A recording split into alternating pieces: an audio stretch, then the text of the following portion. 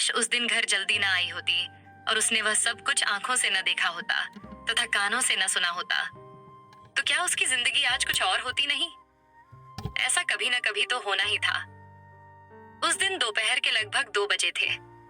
जब प्रिया घर पहुंची, वह समय सास ससुर के सोने का होता था। इसलिए उसने डुप्लीकेट चाबी से घर का दरवाजा खोला और अपने कमरे की ओर जाने लगी कि अचानक उसे तेज तेज आवाजें आने लगीं। उसने अंदर जाकर जो देखा और सुना, उसके होश उड़ गए। दरवाजे पर तेज बजती घंटी की आवाज से प्रिया की तंद्रा भंग हुई कि अरे 4 बज गए लगता है। अनन्या आ गई। वह जल्दी से उठ खड़ी हुई।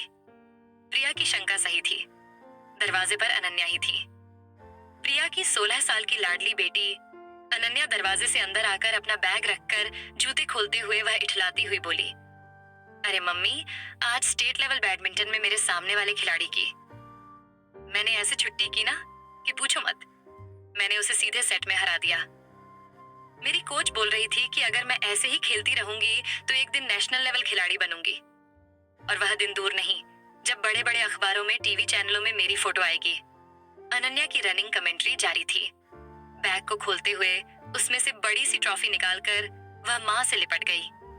This trophy is for my dear mom. और प्रिया के हाथ में ट्रॉफी थमाकर बोली, मम्मी खाना तैयार रखना, बस मैं 2 मिनट में हाथ मुंह धोकर कपड़े चेंज करके आती हूँ, जोर की भूख लगी है। कहते हुए वह अंदर चली गई। कॉर्निस पर ट्रॉफी को रखते हुए प्रिया की आंखें भर आईं। चुपचाप रसोई में जाकर गरम फुलके सेक कर प्लेट में रोटी सब्जी रखकर उसने खाना डाइनिंग टेबल पर रख दिया। फ्रेश होकर आई। अनन्या ने 5 मिनट में खाना खा लिया और बोली, मम्मा मैं 1-2 घंटे के लिए सोने जा रही हूँ, शाम को केमिस्ट्री की क्लास है, मुझे जगा देना। यह कहकर वह सोने चली गई। रसोई समेटकर प्रिया भी बेटी के पास लेट गई। सोती हुई मासूम अनन्या के बालों में हाथ फेरते हुए प्रिया 15 साल पहले की दुनिया में पहुंच गई। उसे पता ही नहीं चला। सच ऐसी ही तो थी। वह भी इतनी ही खुश मिजाज और खूबसूरत जिंदगी से भरपूर होनहार लड़की, घर में वात्सल्यपूर्ण माता पिता और ढेर सारा प्यार करने वाली 2 छोटी बहनें, बाहर कॉलेज और बैडमिंटन कोर्ट। इन सब के बीच हंसते खेलते हुए उसकी जिंदगी गुजर रही थी। इस बीच एक और बहुत अच्छी बात हुई। बैडमिंटन में ढेरों पुरस्कार बटोर चुकी प्रिया को रेलवे में स्पोर्ट्स कोटा में नौकरी का ऑफर मिला।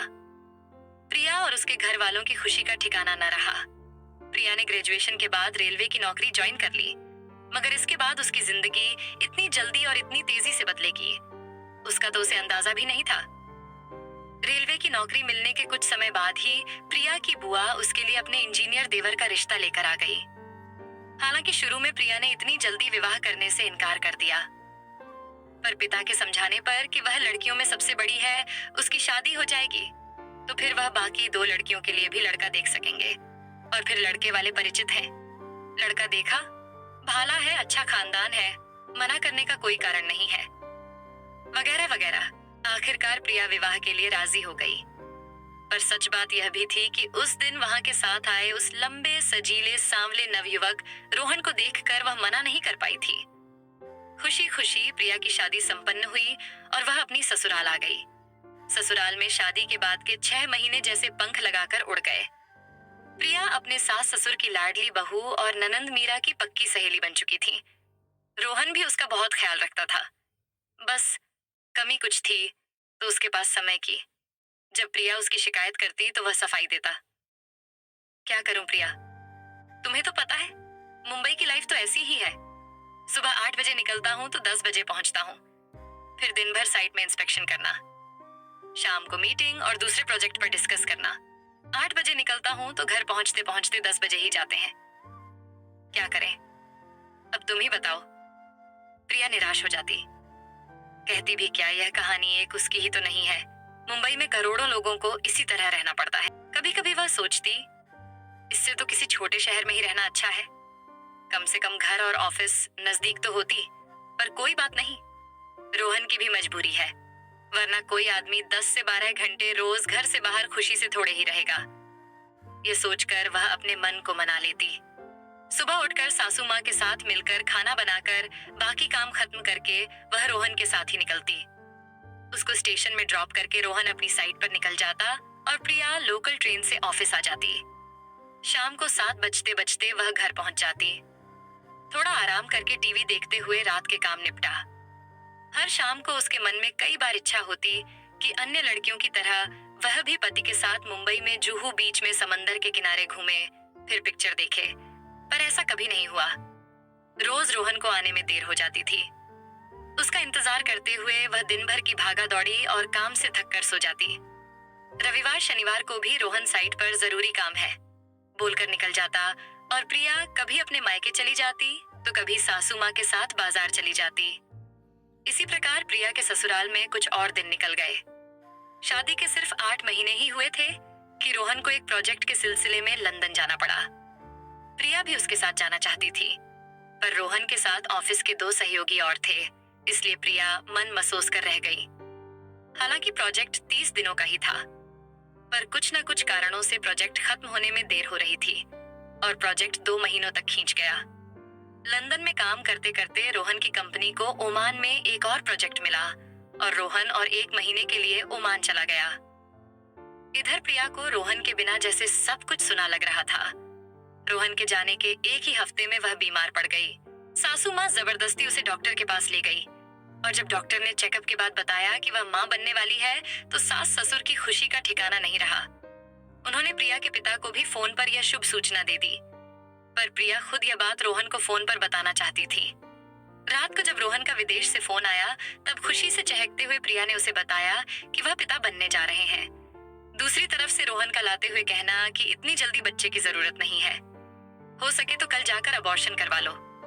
यह सुनकर वह सदमे में आ गई। पर क्यों? इस पर रोहन ने कहा कि वह अभी बच्चे की जिम्मेदारी लेने को तैयार नहीं और उसने फोन रख दिया। रात भर प्रिया सो नहीं पाई।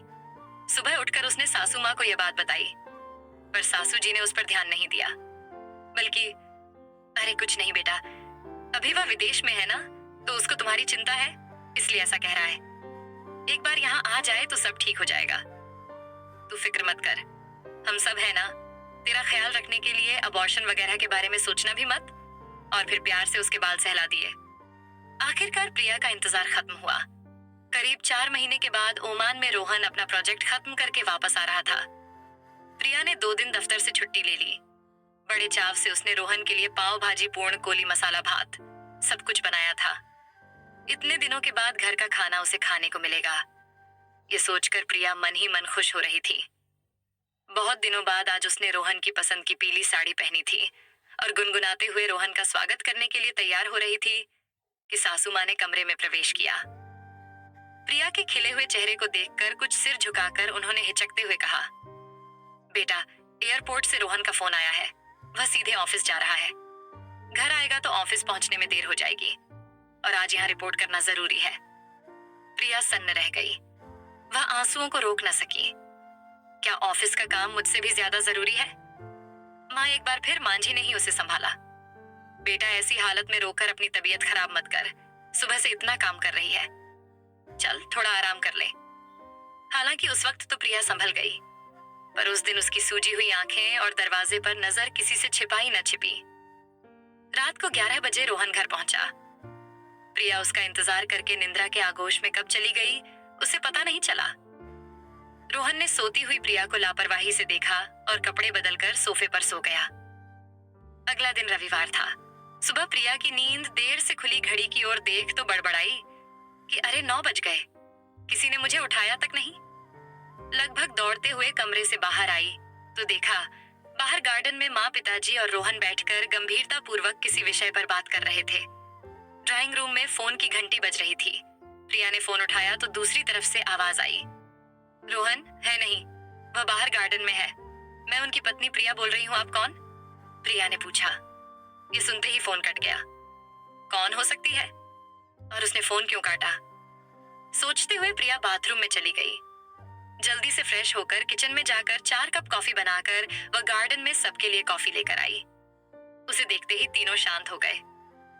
गुड मॉर्निंग कहते हुए प्रिया मुस्कुराते हुए सबको कॉफी दी और बैठते हुए रोहन से पूछा, आपका प्रोजेक्ट कैसा रहा? गए थे 1.5 माह के लिए और लगा दिए 4 महीने।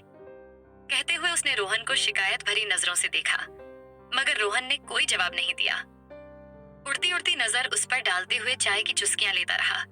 प्रिया को उसका यह व्यवहार कुछ खटक गया पर वह स्वयं को संभालते हुए बोली, अरे रोहन जी, आपका अभी एक फोन आया था, किसी महिला का था, पर जब मैंने अपना नाम बताया तो पता नहीं क्यों उसने जल्दी से फोन रख दिया।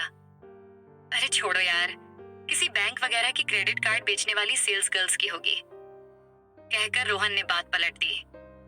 प्रिया कहना चाहती थी कि फोन करने वाली महिला का अनौपचारिक ढंग किसी क्रेडिट कार्ड वाली का नहीं हो सकता, पर सबके सामने वह यह बात कह नहीं पाई। एक संदेह का कीड़ा कहीं कुलबुलाया जरूर था, पर उस समय बात आई गई। हो गई, रोहन विदेश से सबके लिए ढेर सारे तोहफे लाया था, सब उसी में मग्न थे। मीरा भी आई थी। भाई से मिलने पर इन सब के बीच प्रिया को कहीं न कहीं लगता रहा कि रोहन उससे अकेले में मिलने और बात करने में कतरा रहा है। खैर, दोपहर में खाना खाकर और भैया के लाए तोहफे लेकर मीरा अपने घर चली गई।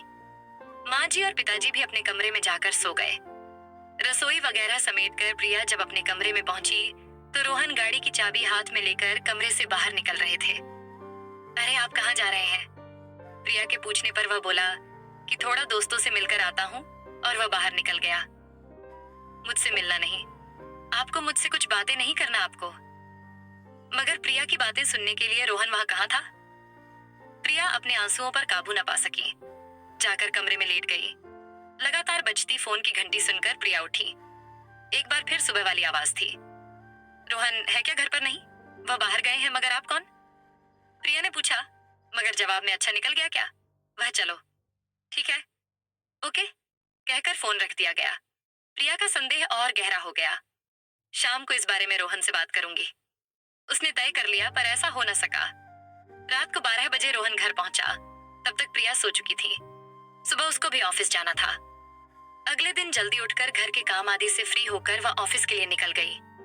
आज रोहन को 10 बजे किसी साइट इंस्पेक्शन के लिए जाना था, इसलिए वह आराम से सो रहा था। प्रिया ने उसे जगाना उचित नहीं समझा और सासू माँ से कहकर वह ऑटो से चली गई। प्रिया ऑफिस पहुंच तो गई, पर उसका काम में मन नहीं लगा। एक तो घर पर काम की थकान, ऊपर से 2 दिनों से रोहन की उपेक्षा से उसको बेहद मानसिक कष्ट पहुंचा था। दोपहर होते होते उसको जबरदस्त सिर में दर्द होने लगा, बेचैनी होने लगी, चक्कर जैसे आने लगे। वह तुरंत छुट्टी लेकर घर आ गई।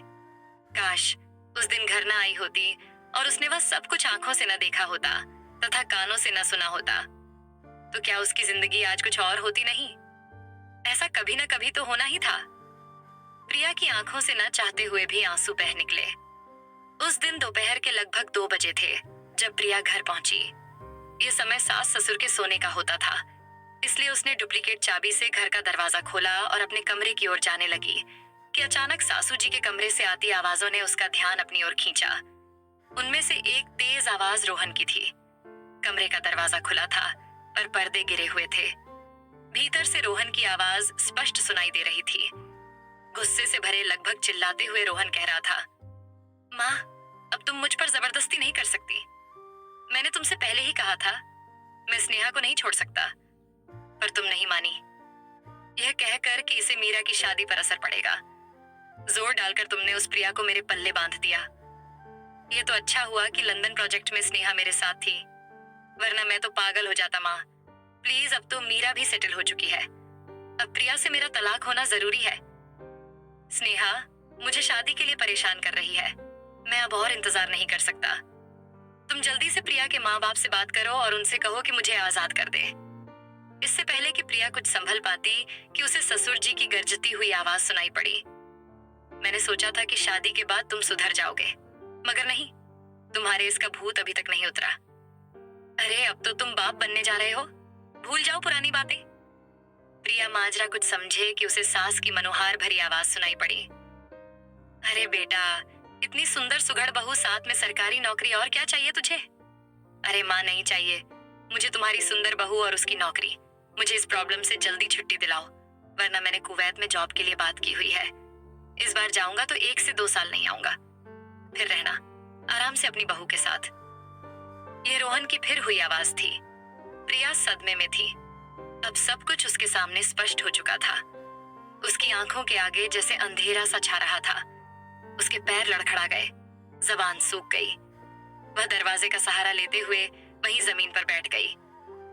आवाज सुनकर सासू माँ लगभग दौड़ती हुई बाहर आई। प्रिया की स्थिति देखकर उनको समझते देर न लगी कि वह सब कुछ सुन चुकी है। उन्होंने तुरंत उसे उठाया, भीतर ले जाकर बिस्तर पर लिटाया, जल्दी से जाकर उसके लिए चाय बनाकर ले आई। उन्होंने रोती हुई प्रिया को बिठाकर प्यार से उसका सिर सहलाया और जबरदस्ती चाय पिलाई। ससुर जी चिंता से कमरे के अंदर बाहर हो रहे थे।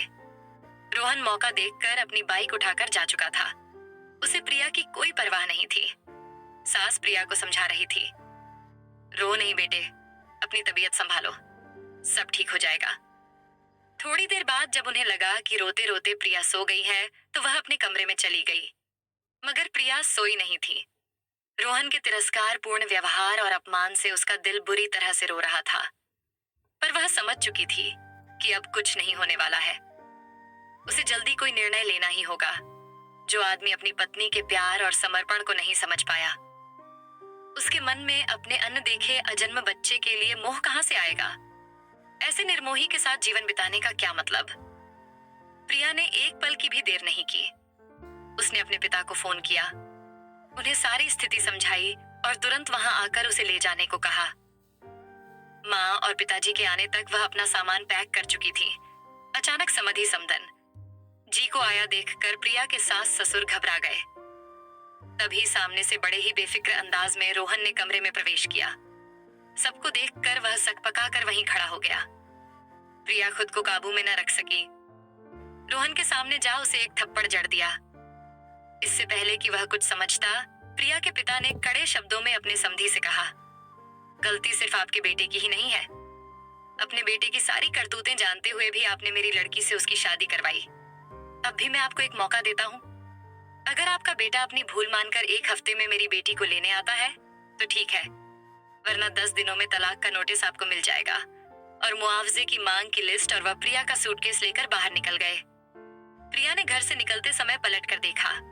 सास ससुर सिर झुकाए खड़े थे, पर रोहन के चेहरे पर पछतावे का कोई चिन्ह नहीं था, जबकि राहत के भाव स्पष्ट नजर आ रहे थे। प्रिया बुरी तरह टूट चुकी थी, पर मन में कहीं भीतर एक आशा छिपी हुई थी कि शायद कभी रोहन को अपनी गलती का एहसास हो और अपनी पत्नी के पास वो लौट आए। पर यह आस की डोर भी उस दिन टूट गई जब रोहन की ओर से ही तलाक के कागजात डाक से घर आए। प्रिया की रही सही आशा भी खत्म हो गई। उसके सारे सपने चूर चूर हो चुके थे।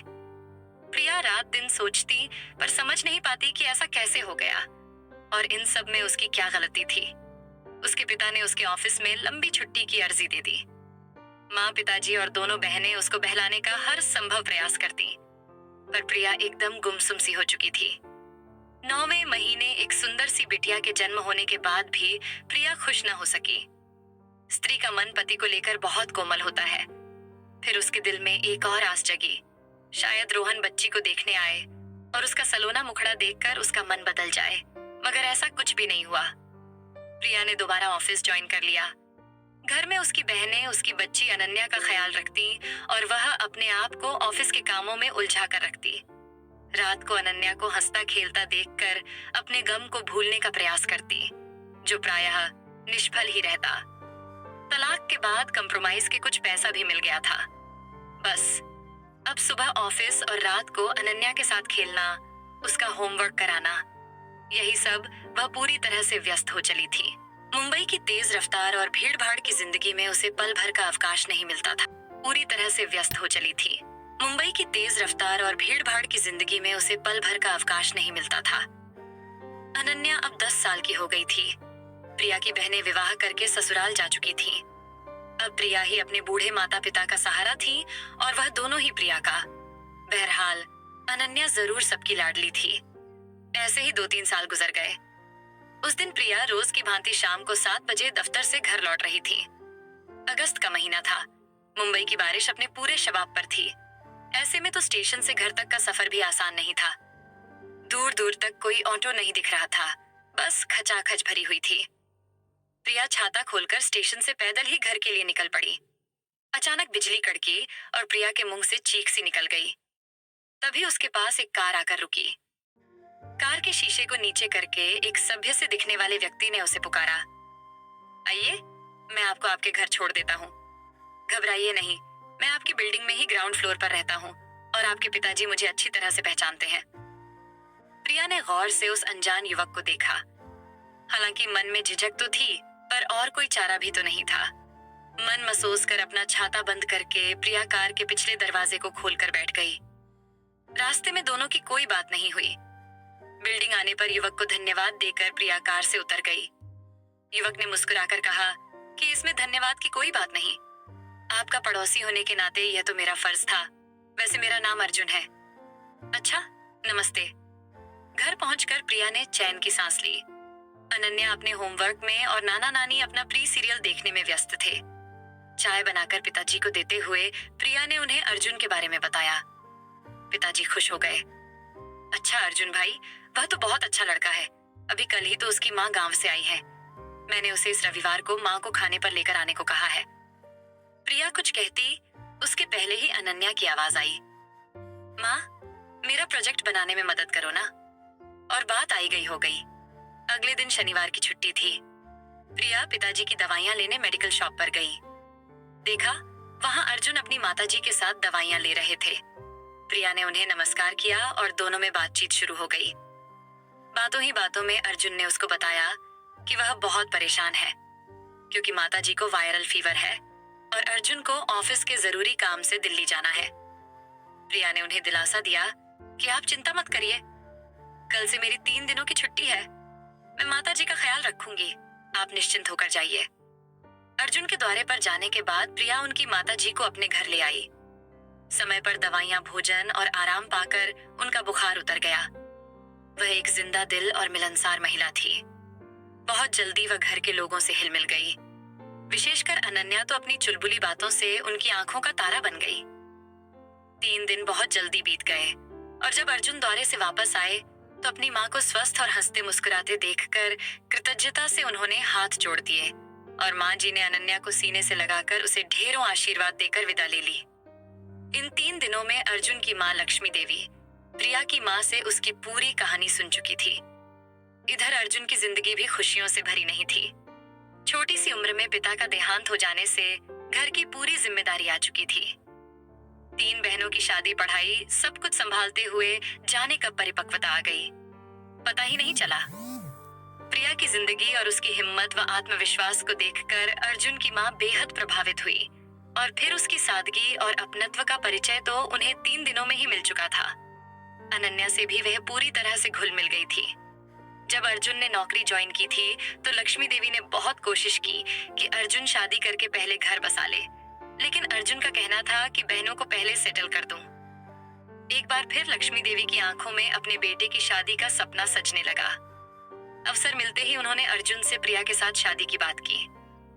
अर्जुन ने धैर्यपूर्वक उनकी बातें सुनी, फिर एक गहरी सांस लेकर बड़ी ही शांति से जवाब दिया।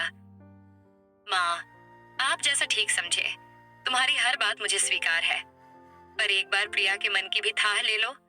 अगर उसे कोई विरोध नहीं है तो मेरी तरफ से भी हाँ ही समझे। बेटे की तरफ से हरी झंडी मिलते ही लक्ष्मी देवी प्रिया के माता पिता से मिली। लक्ष्मी देवी का प्रस्ताव उनकी खुशी आंखें भर आई। उनकी सहमति पाकर लक्ष्मी देवी का उत्साह दुगना हो गया। अब वह देर नहीं करना चाहती थी। प्रिया को याद आया, कल ही शाम प्रिया ने उसे बताया था कि बेटी के स्कूल में पेरेंट टीचर मीटिंग है और आज 2 बजे उसे स्कूल जाना है। वह कार लेकर प्रिया के ऑफिस गेट पर इंतजार करने लगा। कुछ देर बाद प्रिया बाहर आई। सामने अर्जुन को देखकर वह पहले तो चौंक गई, फिर उसके चेहरे पर एक शर्मीली मुस्कुराहट आ गई। कार सीधे अनन्या के स्कूल के बाहर रुकी। प्रिया सुकून और आश्रय से भर उठी। आपको कैसे मालूम कि मुझे यहाँ आना था? मुस्कुराते हुए अर्जुन बोले, अरे हम अंतर्यामी जो ठहरे, अब जल्दी जाइए वरना मीटिंग के लिए देर हो जाएगी। मैं यही आपका इंतजार करता हूँ। मीटिंग में 10 मिनट के बजाय 20 मिनट लग गए। मीटिंग के बाद और 3 पीरियड्स थे, इसलिए अनन्या को छुट्टी नहीं मिली। उसे कक्षा में छोड़कर प्रिया स्कूल से बाहर आई। दोनों को भूख बहुत ही जोर से लगी थी, इसलिए वह एक 5 स्टार होटल में आ गए। खाने का ऑर्डर देकर वेटर को जल्दी खाना लाने को बोल अर्जुन ने प्रिया से कहा, प्रिया, आज शाम को मेरी माँ हमारी शादी की तारीख पक्की करने वाली है और उसके पहले मैं तुम्हारी हाँ सुनना चाहता हूँ। अर्जुन ने बड़े ही सीधे सादे शब्दों में बिना किसी भूमिका के कहा। क्या प्रिया? पहुंच की रह गई। फिर बोली, पर आप जानते हैं ना कि मैं एक बच्ची की माँ हूँ। हाँ, मैं जानता हूँ। और उस प्यारी सी बच्ची को मैं अपनाना चाहता हूँ, उसे अपना नाम देना चाहता हूँ। इसके अलावा मुझे इनकार करने का और कोई कारण है आपके पास? अर्जुन के इस सवाल का प्रिया के पास कोई जवाब नहीं था और उनके प्रस्ताव को मना करने के लिए उसके पास कोई ठोस कारण भी नहीं था। पर सब कुछ इतना अचानक हो रहा था कि वह कुछ कह भी नहीं पा रही थी। तभी कुछ आगे झुककर मुस्कुराते हुए अर्जुन धीरे से फुसफुसाए, तो मैं ये रिश्ता पक्का समझूं? प्रिया ने शर्माते हुए हाँ में सिर हिला दिया। अर्जुन ने अपना हाथ उसके हाथ पर रख दिया। इसके बाद तो जैसे छठ मंगनी और पट विवाह बड़ी ही सादगी से दोनों के परिवारजनों के सामने विवाह संपन्न हो गया और प्रिया अर्जुन की पत्नी बनकर उनके घर आ गई। अर्जुन के कहने पर उसने 6 माह की लंबी छुट्टी ले ली। अब वह इस सुनहरे समय को अपने हाथों से नहीं निकलने देना चाहती थी। इसके हर पल हर घड़ी को वे यादगार बना देना चाहती थी। खैर, हंसते खेलते 5 माह निकल गए। अर्जुन ऑफिस जाते जाते अनन्या को स्कूल छोड़कर चले गए थे। सुबह के कामों को निपटाकर बालकनी में बैठकर दैनिक अखबार पढ़ते हुए प्रिया कॉफी की चुस्कियां ले रही थी। यह उसकी रोज की दिनचर्या थी। ट्रिंग ट्रिंग। फोन की आवाज सुनकर प्रिया उठी। अर्जुन फोन पर थे। बोले कि प्रिया, मैं अपनी एक जरूरी फाइल घर पर भूल गया हूँ। देखो, अलमारी के पास की टेबल की दराज में एक हरे रंग की जो फाइल है उसे निकाल कर देखो। मैं अपने एक आदमी को भेज रहा हूँ, उसे दे देना। 12 बजे एक मीटिंग है, शाम को मिलते हैं। बाद में फोन करता हूँ। और अर्जुन ने फोन रख दिया। प्रिया ने फाइल निकालकर टेबल पर रख दी और अखबार में डूब गई। कुछ देर बाद दरवाजे की घंटी बजी। प्रिया ने उठकर दरवाजा खोला। सामने अर्जुन के दफ्तर से आया आदमी खड़ा था। उसने प्रिया को नमस्कार किया। प्रिया ने उसके अभिवादन का जवाब देते हुए फाइल दे दी। फाइल लेकर जाते जाते वह आदमी रुक गया। मैडम, आपने मुझे पहचाना नहीं क्या? नहीं कहते हुए प्रिया ने उस अधेड़ से आदमी को पहचानने की कोशिश की। अचानक उसे झटका लगा। ओह, इस आदमी की शक्ल तो वह कैसे भूल सकती है। सामने रोहन खड़ा था। खिचड़ी बाल, सफेद दाढ़ी, मोटा चश्मा, साधारण सी शर्ट पहने हुए। यह आदमी पहले के स्मार्ट, हैंडसम, आत्मविश्वासी रोहन से कितना अलग है प्रिया। जैसे कहीं खो गई। रोहन ने आगे कहा, प्रिया, मैं तो तुम्हें अर्जुन सर की शादी के रिसेप्शन में ही पहचान गया था, पर तुमसे बात करने की हिम्मत नहीं जुटा पाया। मैंने तुम्हारे साथ अच्छा नहीं किया शायद, इसलिए कुदरत ने मुझे मेरे कर्मों की सजा दी। तुम्हारे जाने के बाद परिवार में और ऑफिस में मेरे और स्नेहा के रिश्ते के बारे में सभी लोग जान गए थे। मैं चाहता था जल्दी से तुमसे तलाक लेकर अपने और स्नेहा के रिश्ते को नाम दे दूं, पर तब तक हमारी काफी बदनामी हो चुकी थी। स्नेहा भी मेरे माता पिता की उसके प्रति नफरत को समझ चुकी थी। वह जानती थी कि मेरी माँ उसे कभी माफ नहीं करेगी। इन सब से बचना ही उसने बेहतर समझा और एक दिन किसी को बताए बिना दिल्ली हेड ऑफिस अपना ट्रांसफर करवा लिया और अपने पिता के साथ दिल्ली चली गई। तुम्हें कंप्रोमाइज में पैसा देना था तो जमा पूंजी भी खर्च हो गई थी। स्नेहा उससे भी नाराज थी। माँ बाबूजी ने मुझसे बात तक करना बंद कर दिया और अपनी पोती से मिलने की आशा लिए। दोनों एक के बाद एक इस दुनिया से चले गए। तब से मैं अकेला ही रहता हूँ। दिमाग की हालत खराब हो जाने के कारण कंपनी में इंजीनियरिंग का काम ठीक ढंग से नहीं कर पाया। इस कारण मुझे ऑफिस से निकाल दिया गया। अब मैं अर्जुन सर की कंपनी में क्लर्क हूँ। मुझे माफ कर दो प्रिया। शायद यही मेरे की सजा है। मैं अपने ही कर्मों का फल भुगत रहा हूँ। रोहन लगातार बोलते जा रहे थे। प्रिया जैसे सपनों से जागी। सामने सिर झुकाए खड़े रोहन को उपेक्षा से देखते हुए पूरे आत्मविश्वास से कहा, आप गड़े मुर्दे उखाड़ना बंद कीजिए। अब मैं पुरानी प्रिया नहीं, आपकी कंपनी के मैनेजर अर्जुन कुमार की पत्नी हूँ। और याद रखिए, यह आपसे मेरी आखिरी मुलाकात है। मैं नहीं चाहती भूलकर भी आपकी जुबान पर अब कभी भी मेरा नाम आए और उसके बाद आप मेरे घर आने की जरूरत भी न करें। यही आपके लिए और आपकी नौकरी के लिए अच्छा रहेगा। रही बात माफी की, तो वह तो मैं आपको अगले जन्म में भी नहीं करूंगी। और प्रिया ने उसके सामने ही दरवाजा जोर से बंद कर दिया। अर्जुन की दी हुई इस दूसरी जिंदगी के बीच अपने अतीत की काली परछाई को कभी नहीं आने देगी। प्रिया का चेहरा दृढ़ निश्चय से चमक रहा था। तो दोस्तों, आपको ये कहानी कैसी लगी कमेंट बॉक्स में अपनी राय ज़रूर दीजिएगा। और कहानी अच्छी लगी हो तो वीडियो को लाइक, शेयर और सब्सक्राइब करना ना भूलें। मिलते हैं एक और नई कहानी के साथ। बहुत बहुत धन्यवाद।